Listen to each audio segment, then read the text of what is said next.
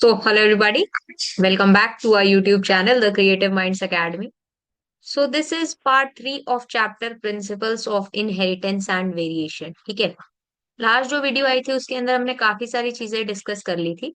And अगर मैं बात करूं इससे लास्ट वीडियो की, तो उसमें हमने इनहेरिटेंस ऑफ वन जीन को स्टार्ट किया था एंड उसमें काफी सारी चीजें हमने कवर की थी। हमने मोनोहाइब्रिड क्रॉस क्या होता है, ठीक है, मोनोहाइब्रिड क्रॉस क्या होता है उसके बारे में बात की थी और उसके बारे में हमने जाना था। अगर आपने वो वीडियो नहीं देखी है then please go and watch that video, उसके बाद में आप इस वीडियो को देखिए क्योंकि ये वीडियो उसी का कंटिन्यूएशन है। ओके, तो यहाँ तक हमने कवर कर लिया था, ठीक है, हमने बात कर ली थी। ठीक है, for genes controlling one character it is a monohybrid cross. ठीक है, जब बेसिकली हम लोग वन कैरेक्टर को स्टडी कर रहे होते हैं ना, तो हम लोग मोनोहाइब्रिड क्रॉस जो है बेसिकली वहां पर स्टडी करते हैं। ठीक है, now from the observation that the recessive parental trait is expressed without any blending in the F2 generation। अब मैंने आपको क्या बताया था लास्ट वीडियो में, मैंने आपको बताया था कि जो रिसेसिव ट्रेट होगा वो हमेशा होमोजाइगस फॉर्म में एक्सप्रेस होगा। ठीक है, वो हमेशा किस फॉर्म में एक्सप्रेस होगा? होमोजाइगस, यानी कि विदाउट एनी ब्लेंडिंग जो है वो एक्सप्रेस होगा। ठीक है, वो विदाउट एनी ब्लेंडिंग क्या होगा? एक्सप्रेस होगा। ठीक है, अब F1 जनरेशन जो थी वहां पे सिर्फ और सिर्फ हमें क्या देखने को मिल रहे थे? डोमिनेंट पेरेंट के कैरेक्टर्स देखने को मिल रहे थे, ओनली टॉल टॉल प्लांट्स देखने को मिल रहे थे। F2 जनरेशन में रिसेसिव कैरेक्टर आया, ड्वार्फ हाइट वाले प्लांट्स आए, बट वो विदाउट एनी ब्लेंडिंग आए। बट अगर हम लोग बात करें डोमिनेंट कैरेक्टर की, तो वहां पर ब्लेंडिंग भी जो है हमको देखने को मिल रही। ठीक है, now we can infer that when the tall and dwarf plants produce gametes, by the process of meiosis, the alleles of the parental pair separate or segregate from each other, and only one allele is transmitted to a gamete. Very, very important. ठीक है, very, very important. ठीक है, अब इसको समझते हैं, just a minute. क्या होता है बेसिकली, जब भी टॉल और ड्वार्फ प्लांट जो है ये गैमेट्स प्रोड्यूस करेंगे, ठीक है, गैमेट्स किस प्रोसेस की हेल्प से? देखो, गैमेट्स प्रोड्यूस हुए, अब क्या होगा बेसिकली, मियोसिस के थ्रू, ठीक है, by the process of meiosis, जो एलील्स होंगे, ठीक है, एलील्स किसके? पेरेंटल पेयर की, वो क्या करेंगे? एक दूसरे से सेपरेट होंगे, एक दूसरे से सेग्रीगेट होंगे, एंड सिर्फ एक ही एलील जो है वो गैमेट के अंदर ट्रांसमिट। ठीक है, अब क्या होता है, this segregation of allele is a random process. अब ऐसा नहीं है कि जो है वहां पे वो सिलेक्टेड एलील जो है वो जाएगा, नहीं, ऐसा नहीं होता है। जो सेग्रीगेशन हो रहा है वो रैंडम प्रोसेस होता है, and so there is 50% chance of a gamete containing either allele. ठीक है, यानी कि 50% चांसेस होते हैं कि वहां पर डोमिनेंट एलील भी प्रेजेंट हो सकता है, रिसेसिव एलील भी प्रेजेंट हो सकता है। Okay, as is verified by the results of this crossing. Okay. In the way, gametes of the tall plants have allele T, ठीक है, and gametes of dwarf plants have the allele T। ठीक है, यानी कि जो tall plants है उनके पास में कौन सा एलील प्रेजेंट है? Capital T. जो ड्वार्फ प्लांट्स है उनके पास में कौन सा एलील प्रेजेंट है? Small T.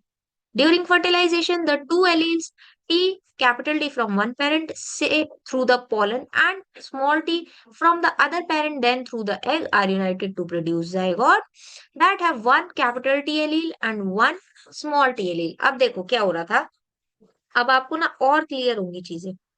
यहाँ पे क्या हुआ था, अगर मैं सबसे पहले बात करूं, तो यहाँ पे दोनों पेरेंट्स क्या थे? ठीक है, यहाँ पे क्या होगा बेसिकली, एक पेरेंट से कैपिटल टी आया, एक पेरेंट से स्मॉल टी आया, लेट से। ठीक है, तो वहां पर बेसिकली क्या होगा, देखो ध्यान से समझो, वहां पे क्या होगा बेसिकली, जो प्लांट प्रोड्यूस होंगे, ठीक है, वो क्या होंगे? Capital T small T. अब यहाँ पे मैंने बताया था कि जो कैपिटल टी है वो स्मॉल टी के एक्सप्रेशन को मास्क कर देगा। दैट मीन्स जो प्लांट्स होंगे ना, उनका जीनोटाइप क्या होगा? टॉल होगा। उनका जीनोटाइप क्या जो उनका जीनोटाइप होगा वो कैपिटल टी स्मॉल टी होगा। उनका फिनोटाइप क्या होगा? बेसिकली वो टॉल प्लांट्स होंगे, डॉफ नहीं होंगे। In other words, the hybrids have capital T small T, यानी कि जब एक पेरेंट से कैपिटल टी आ रहा है और एक पेरेंट से स्मॉल टी आ रहा है, दैट मीन्स वहां पर जो प्रोजेनी प्रोड्यूस हो रही है वो हाइब्रिड है। ठीक है, वो क्या है? बेसिकली हाइब्रिड है, यानी कि वहां पे ब्लेंडिंग देखने को मिल रही है। वहां पे क्या देखने को मिल रही है? वहां पे ब्लेंडिंग देखने को मिल रही है, एंड वहां पर क्या होगा? कैपिटल टी स्मॉल टी होगा। ठीक है, Since these hybrids contain allele which express contrasting traits, अब जब भी contrasting traits जो है वो कुछ alleles रिप्रेजेंट करेंगे उनको heterozygous बोला जाता है. Okay. The production of gametes by the parents, the formation of the zygotes, F1 and F2 plants can be understood by a diagram called Punnett square. ये मैं आपको ऑलरेडी एक बारी बना के भी दिखा चुकी हूँ. It was developed by a British geneticist Reginald C. Punnett. ठीक है, इन्होंने आरसी पुनेट भी इनको बोला जाता है. आरसी पुनेट ने क्या किया था, ये पुनेट स्क्वायर डायग्राम जो है वो बेसिकली इन्वेंट किया था, या इसको इन्होंने सबसे पहले डेवलप किया था. एंड इसकी हेल्प से जो बेसिकली क्रॉसेस होती है, monohybrid cross, dihybrid cross, इनको समझना बहुत इजी हो जाता है. ठीक है, किस तरीके से जो एलील्स है वो सेपरेट हो रहे हैं, किस तरीके से सेग्रीगेट हो रहे हैं, समझना बहुत इजी हो जाता है. ठीक है, किस टाइप की प्रोजेनी प्रोड्यूस हो रही है, उनका फिनोटाइप क्या होगा, जीनोटाइप क्या होगा, वो समझना बहुत इजी हो जाता है. ठीक है, it is a graphical representation. अच्छा, इसको वो कर लेते हैं. ठीक है, पुनेट स्क्वायर. अच्छा, ये किसने डेवलप किया था, डेवलप्ड बाय आरसी पुनेट. ठीक है, and it is a graphical representation to calculate the probability of all the possible genotypes of offspring in a genetic cross. एक जेनेटिक क्रॉस के अंदर जितने भी पॉसिबल जीनोटाइप्स हो सकते हैं एक ऑफस्प्रिंग के, ठीक है, या ऑफस्प्रिंग्स के, उनको बेसिकली रिप्रेजेंट करने में या उनको ये बेसिकली अंडरस्टैंड करने में हमको हेल्प करता है. Possible gametes are written on two sides. ठीक है, अब इन्होंने देखो ऐसे बनाया हुआ है, मैं कैसे बना रही थी, ऐसे बना रही थी. ठीक है, पॉसिबल गैमेट्स जो होते हैं वो ऐसे जो है बेसिकली दोनों साइड्स पे लिखे जाएंगे. All possible combination are express. ठीक है, अब यहां से बनाइए, इधर से बनाइए, इधर से बनाइए, एंड इधर से बनाइए. ठीक है, बहुत ही गंदा बन गया है, पर इस तरीके से यहाँ पर क्या हो रहा था, बेसिकली रिप्रेजेंटेशन हो रही थी. ठीक है, एंड हम लोग ऑफस्प्रिंग्स के जीनोटाइप्स को डिटरमाइन कर पा रहे हैं. ठीक है, now okay, the Punnett square shows the parental capital T capital T. ठीक है, ये male and dwarf small T female plants, the gametes produced by them. ठीक है, and the F1 capital T small T dot. ठीक है, अब ये कहाँ की बात हो रही है, बेसिकली ये बात हो रही है यहाँ पे. ठीक है, ये बात कहाँ पे हो रही है, यहाँ पे. यानी कि यहाँ पे क्या है, this was the male plant, this was the female plant. ठीक है, एंड यहाँ पर क्या हुआ, बेसिकली इनके गैमेट्स इधर रिप्रेजेंट हो गए, इनके गैमेट इधर रिप्रेजेंट हो गए. F1 जनरेशन के अंदर जितने भी प्लांट्स थे, दे वर हाइब्रिड टॉल. ठीक है, दे वर हाइब्रिड टॉल या हेटेरोजाइगस टॉल. अब क्या हुआ, बेसिकली कैपिटल टी की, sorry, capital T small T, यानी कि जो ऑफस्प्रिंग्स थे इनकी जब सेल्फिंग करवाई गई, या जो F1 जनरेशन थी उसकी सेल्फिंग करवाई गई, तो उनके गैमेट्स क्या होंगे, कैपिटल टी स्मॉल टी, जो मैंने यहाँ पे बनाया. ठीक है, अब इसको जब क्रॉस किया तो यहाँ पर F2 जनरेशन ये प्रोड्यूस हुई. ठीक है, यहाँ पे जो F2 जनरेशन हुई वो ये प्रोड्यूस हुई. ठीक है, अब अगर इस पर्टिकुलर डायग्राम की बात की जाए, यहाँ पर देखो, यहाँ पर जो फिनोटिपिक रेशो होगी वो क्या होगी, basically tall is to dwarf. ठीक है, फिनोटाइप यानी कि फिजिकल अपीयरेंस, मॉर्फोलॉजिकली कैसे दिख रहे हैं. टॉल प्लांट्स कितने होंगे, 3 होंगे. ठीक है, एक क्या होगा, होमोजाइगस, 2 होंगे हेट्रोजाइगस. ठीक है, एंड एक होगा डॉर्फ प्लांट. तो 3:1 जो है वो टॉल इज टू डॉर्फ का रेशियो हो गया. जीनोटिपिक की अगर बात की जाए तो होमोजाइगस टॉल. ठीक है, अब यहाँ पे जीनोटाइप का मतलब ही वो हो गया ना कि बेसिकली किस तरीके से जीन्स के अंदर कौन कौन से एलील जा रहे हैं एंड किस तरीके से वहां पर प्रोड्यूस जो है वो ऑफस्प्रिंग्स हो रहे हैं. ठीक है, capital T 1 homozygous tall is to heterozygous tall is to homozygous recessive, तो उसका जो रेशियो होगा that will be 1:2:1. Very important, 1 marks में आपसे पूछ सकते हैं, एमसीक्यूज में आपसे पूछ सकते हैं, बड़े क्वेश्चन में आपसे पूछ सकते हैं. ठीक है ना, ठीक है, तो ये बेसिकली अब आपको क्लियर हो जाना चाहिए. Now F1 plants of genotype capital T small T R self pollinated हो गया वो. ठीक है, ये जो सिंबल्स होते हैं किसको रिप्रेजेंट करते हैं, फीमेल एंड मेल को रिप्रेजेंट करते हैं, हम लोग ऑलरेडी समझ चुके हैं. ठीक है, इस बात को हम लोग ऑलरेडी कर चुके हैं. F1 plant of genotype when self pollinated, okay okay. ठीक है, चलो ये अब हम लोग ये सारा पढ़ चुके हैं. ठीक है, चलो आई होप यहाँ तक आपको समझ में आया. अब ये भी बात हो गई. From the Punnett square, it is easily seen that 1/4 of the random fertilization lead to capital T small capital T capital T. 1/2 lead to this and 1/4 lead to this. F1 generation में genotype क्या था? Capital T small T. But phenotypic character क्या था? Toll था। ये भी बात हो गई। F2 में क्या हुआ? 3-4 प्लांट्स टॉल है, but some of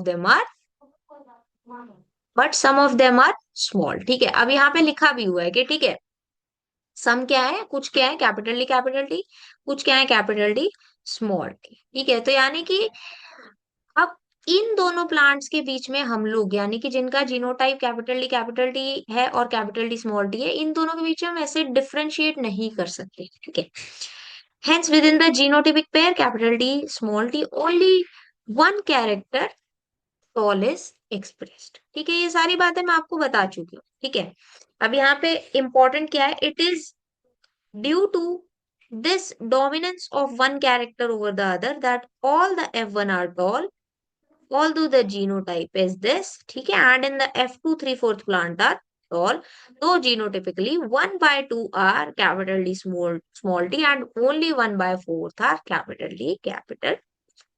This leads to a phenotypic ratio this। ठीक है, but a genotypic ratio। ये बात हम लोग ऑलरेडी कर।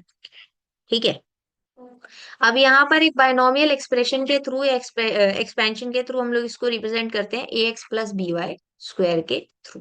ठीक है, चलो, अब ये आपको उतना याद रखने की जरूरत नहीं है, आप लोगों से रेशियोज ही पूछी जाती है, ये नहीं पूछा जाता है। ठीक है, सो इसको आपने ज्यादा वो करने की जरूरत नहीं है। ये आप ऐसे भी बता सकते हो, 1:2:1 का मतलब क्या है? यहाँ पे टोटल 4 है तो ये हो गया। जब आपको ये याद रहेगा तो वहां पे आप इसको बता सकते हो ना, ऐसे भी। ठीक है, आप इसको इस तरीके से भी यहाँ पे बता सकते हो। ठीक है, ये क्या हो गया? ये एंड। ठीक है, चल, आई होप यहाँ तक आपको समझ में आया। Now, okay. Mendel self-pollinated the F2 plants and found that the dwarf F2 plants continued to generate dwarf plants in the F3 and F4 generation। अब मेंडल जी ने क्या किया? जो dwarf F2 plants थे, यानी कि जो कैपिटल टी थे, उन्होंने क्या किया? बेसिकली उनको उन्होंने जनरेट करवाते रहे वहां से डुआफ प्लांट्स। ठीक है, F3 और F4 जनरेशन में भी उनको डुआफ प्लांट्स मिले। He concluded that the genotype of dwarfs was homozygous.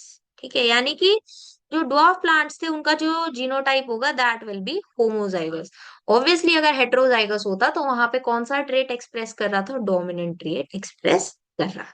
Okay, now from the preceding paragraphs, it is clear that though the genotypic ratios can be calculated using a mathematical probability, by simply looking at the phenotype of a dominant trait, it is not possible to know the genetic composition। ये मैंने आपको बता दिया।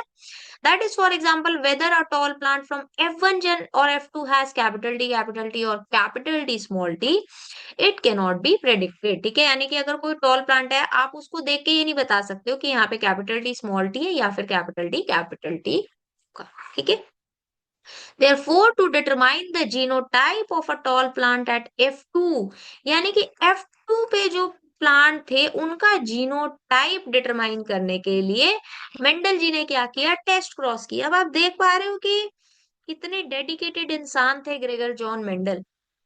ठीक है, तो इनकी contributions के लिए इनको नोबेल प्राइज मिलना बनता भी था। ठीक है, चाहे लेट मिला पर इनको रिकॉग्निशन मिलना बनता था। ठीक है, तो उन्होंने क्या किया? बेसिकली टेस्ट क्रॉस किया। अब टेस्ट क्रॉस में क्या होता है, बहुत ध्यान से समझना। In a typical test cross, इसको ना अंडरलाइन करते जाते हैं। ठीक है, in a typical test cross an organism pea plants, यहाँ पर हम लोग पी प्लांट्स की बात कर रहे हैं, बट जनरली क्या होता है? Organism showing a dominant phenotype and whose genotype is to be determined is crossed with the recessive parent instead of self crossing। यानी कि सेल्फ क्रॉसिंग नहीं करवाई जाती, जिसका भी जीनोटाइप हमको डिटरमाइन करना है उनको रिसेसिव वाले के साथ में क्रॉस करवा देते हैं। ठीक है, जिसका भी हमको जीनोटाइप डिटरमाइन करना है उसको हम क्या करते हैं? बेसिकली यहाँ पर क्रॉस करवा देते हैं। सेल्फ क्रॉसिंग वहां पर नहीं करवाएंगे। ठीक है, उनकी आपस में क्रॉसिंग नहीं करवाते हैं। रिसेसिव जीनोटाइप वाले के साथ में हम लोग वहां पर क्या कर देते हैं? रिसेसिव पेरेंट वाले के साथ में हम लोग क्रॉस करवा देते हैं। ठीक है, the progenies of such a cross can be easily analyse to predict the genotype of test organism. अब ये जो ऑर्गेनिज्म होगा ना, इसको क्या नाम दिया जाता है? इसको नाम दिया जाता है टेस्ट ऑर्गेनिज्म। इनको क्या नाम दिया जाता है? इनको नाम दिया जाता है टेस्ट ऑर्गेनिज्म। ठीक है, इनको नाम दिया जाएगा टेस्ट ऑर्गेनिज्म।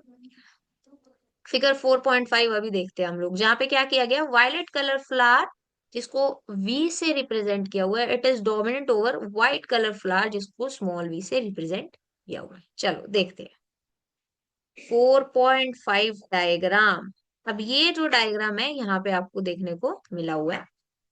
अब यहाँ पे क्या हुआ, बेसिकली आपको टेस्ट क्रॉस दिखाया हुआ है।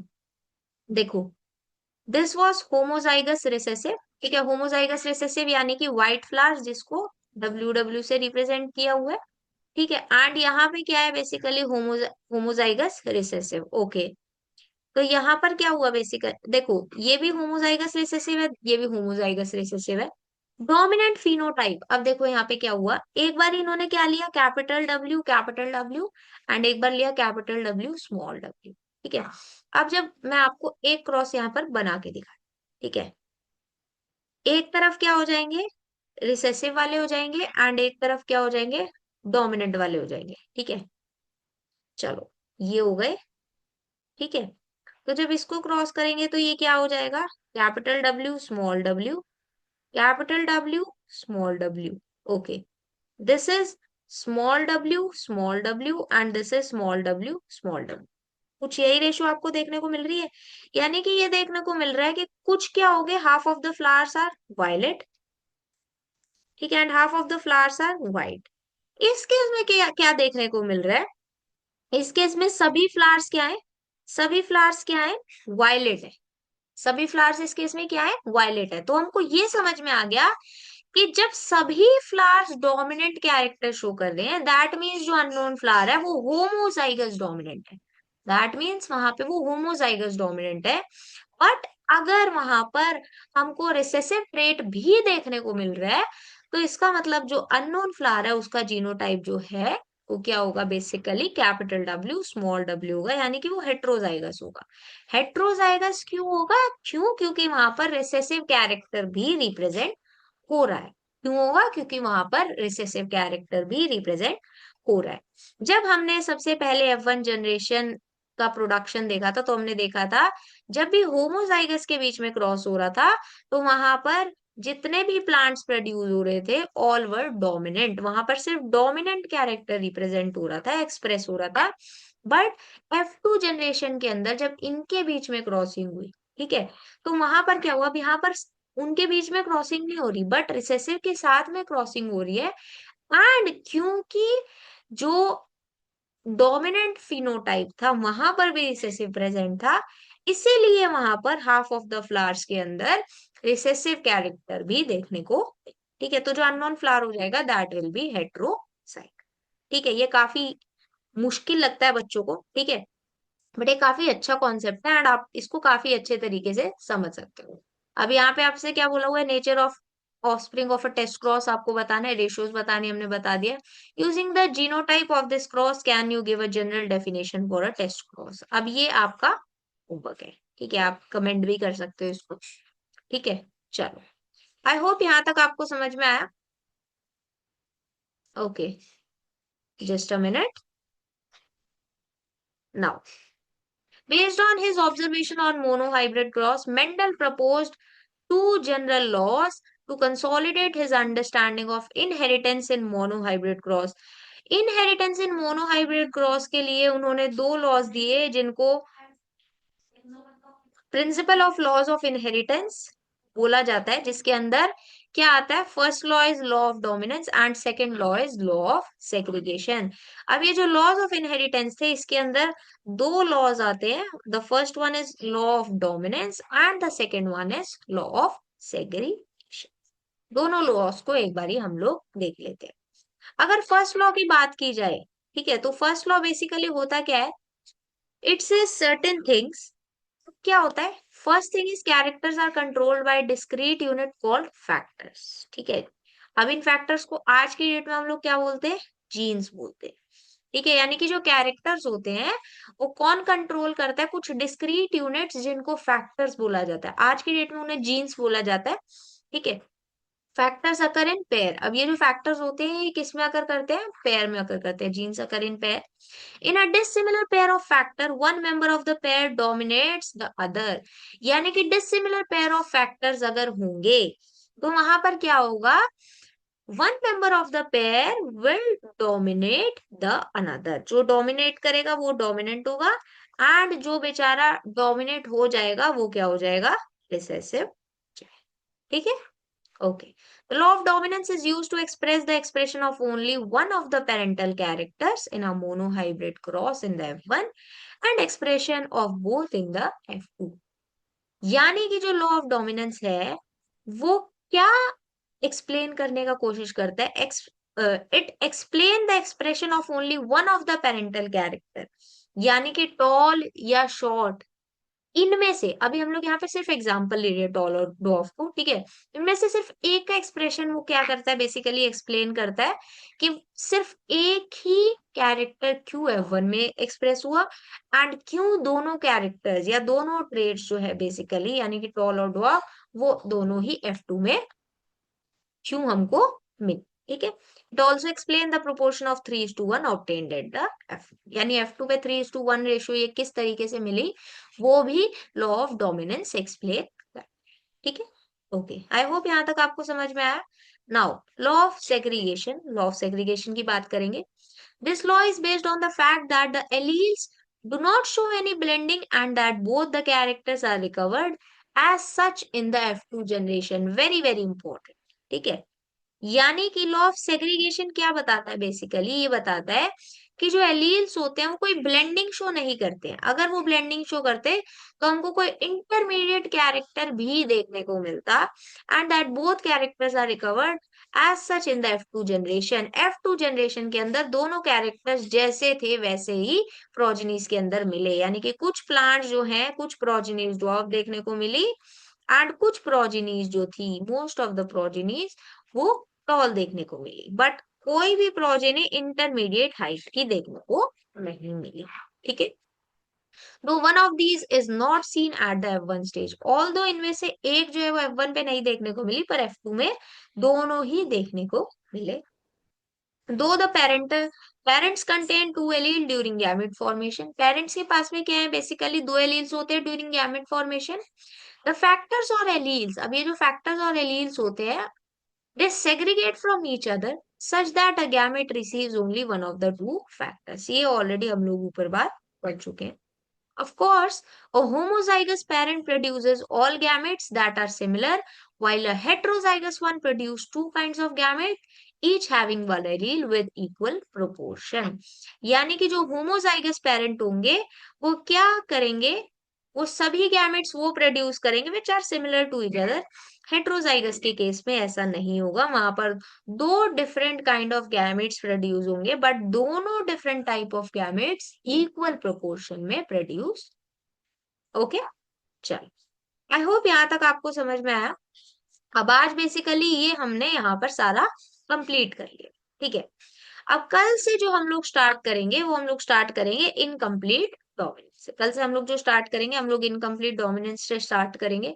इनकम्प्लीट डोमिनेंस पढ़ेंगे, को डोमिनेंस पढ़ेंगे, इसको कंप्लीट करेंगे एंड कोशिश करेंगे inheritance of two gene start कर ले, बट विल ट्राई के पहले हम उन दोनों को कंप्लीट करें। ठीक है, चलो, आई होप यहाँ तक आपको समझ में आया।